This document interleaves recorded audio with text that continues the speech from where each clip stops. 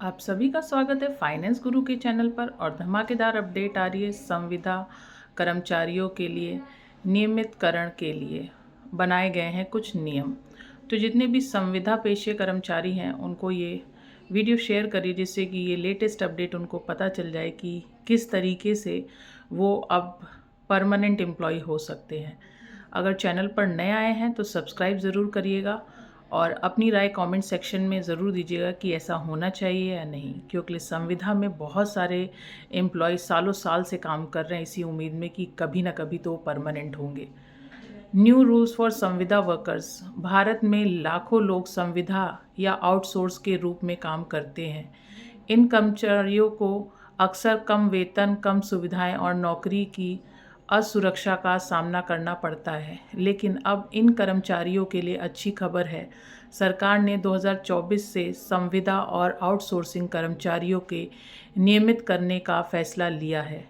यह नई नीति लाखों कर्मचारियों के जीवन में बदलाव ला सकती है। इससे उन्हें स्थायी नौकरी, बेहतर वेतन और सामाजिक सुरक्षा मिलेगी। तो चलिए देखते हैं क्या है नीति।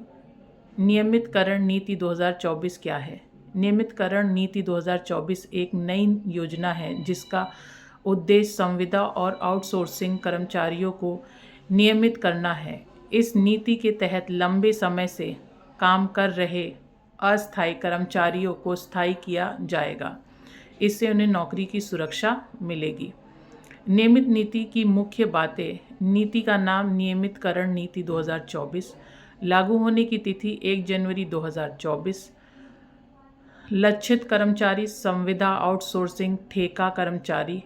न्यूनतम सेवा अवधि 3 साल जिन्होंने सर्व करी होगी। लाभार्थी की संख्या लगभग 50 लाख लोग, ये अनुमानित संख्या है। लागू करने वाली एजेंसी श्रम एवं रोजगार मंत्रालय। मुख्य लाभ: स्थायी नौकरी, बेहतर वेतन, सामाजिक सुरक्षा प्राप्तता, अच्छा कार्य प्रदर्शन, न्यूनतम योग्यता। नौकरी की सुरक्षा: स्थायी नौकरी मिलने से कर्मचारियों को लंबे समय तक रोजगार की गारंटी मिलेगी। बेहतर वेतन: नियमित कर्मचारियों को आमतौर पर अस्थायी कर्मचारियों से ज़्यादा वेतन मिलता है। सामाजिक सुरक्षा: स्थायी कर्मचारियों को पेंशन, स्वास्थ्य बीमा जैसे लाभ मिलेंगे। करियर की प्रगति: नियमित कर्मचारियों के लिए पात्रोदान की करियर विकास के अधिक आवास होंगे। बेहतर कार्य स्थिति: स्थायी कर्मचारियों को बेहतर कार्य परिस्थितियों और सुविधाएं मिलेंगी। तो आप सभी को पता है, अगर कोई आउटसोर्स है और उसको फुल टाइम जॉब मिल जाए तो क्या क्या फैसिलिटी मिल जाती है सरकारी की तरह। हर संविदा या आउटसोर्सिंग कर्मचारी नियमितकरण के लिए पात्र नहीं होंगे। सरकार ने कुछ मापदंड तय किए हैं। कर्मचारियों को कम से कम 3 साल तक लगातार काम किया होना चाहिए। कर्मचारी का कार्य प्रदर्शन अच्छा होना चाहिए। कर्मचारी के पास उस पद के लिए आवश्यकता न्यूनतम शैक्षिक योग्यता होनी चाहिए। कर्मचारियों की उम्र नियमितकरण के समय 50 वर्ष से कम होनी चाहिए। कर्मचारियों के खिलाफ कोई बड़ी अनुशासित कार्रवाई नहीं होनी चाहिए। तो ये सब पात्रता हैं जो भी लोग हैं आउटसोर्सिंग या संविदा बेस्ड एम्प्लॉय। नियमितकरण प्रक्रिया। नियमित की प्रक्रिया कुछ इस तरह से है। पात्रता की जांच: सबसे पहले यह देखा जाएगा कि कौन से कर्मचारियों की नियमितकरण के लिए पात्रता है। आवेदन पात्रता: कर्मचारियों को एक आवेदन फॉर्म भरना होगा। दस्तावेज सत्यापन: कर्मचारियों के दस्तावेज की जांच की जाएगी। कौशल परीक्षण: कुछ मामले में कर्मचारियों का कौशल परीक्षण भी किया जाएगा। तो वो डिपेंड करता है कि जिस तरीके की प्रोफाइल है उसी में ये परीक्षा ली जाएगी, अन्यथा जो बेसिक चीज़ें डिमांड करी गई हैं उस पैरामीटर पे खड़े उतरना पड़ेगा। साक्षरता: चयनित कर्मचारियों का साक्षरीकरण किया जाएगा। स्वास्थ्य जांच: कर्मचारियों की मेडिकल जांच की जा सकती है। नियमित पात्रता: सफल कर्मचारियों को न्यूनतम पात्रता दिया जाएगा। नियमितकरण का प्रभाव: यह नीति का प्रभाव बहुत व्यापक होगा। लगभग 50 लाख कर्मचारियों को इसका लाभ मिल सकता है। कर्मचारियों की आय में वृद्धि होगी,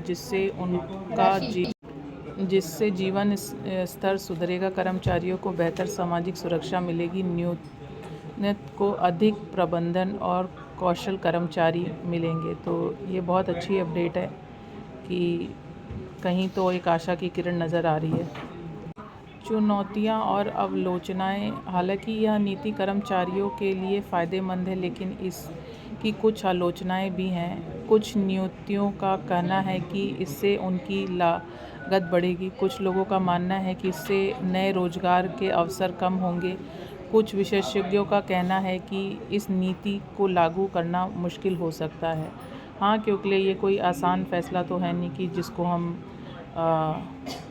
कोई सरकारी आदेश नहीं होता जिसमें कोई बाधाएं ना आए, लेकिन बाधाओं से आगे बढ़ने के लिए ही हमें एक साथ होना पड़ेगा, जिससे कि ये चीज़ें इन्फोर्स हो और कई लोगों का एक बेसिक जो रोज़गार है वो सुरक्षित हो। इससे कर्मचारियों का न्याय मिलेगा। इससे श्रम कानून का बेहतर पालन होगा। इससे कर्मचारियों की उत्पादकता बढ़ेगी। इससे समाज में असमानता कम होगी। तो बेसिक तैयारी क्या करनी है इसके लिए ये भी देख लेते हैं एक बार। अगर आप संविदा और आउटसोर्सिंग कर्मचारी हैं तो आप इस तरह तैयारी कर सकते हैं।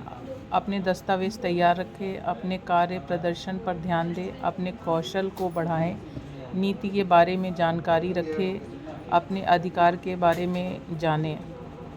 नियमित नीतिकरण 2024 संविदा और आउटसोर्सिंग कर्मचारियों के लिए एक बड़ी अवसर है। इससे लाखों कर्मचारियों को स्थायी नौकरी और बेहतर सुविधाएं मिलेंगी। हालांकि इसे लागू करने में कुछ चुनौतियां हैं जो हो सकती हैं, लेकिन अगर यह सफल होती है तो इससे कर्मचारी और अर्थव्यवस्था दोनों का फ़ायदा होगा।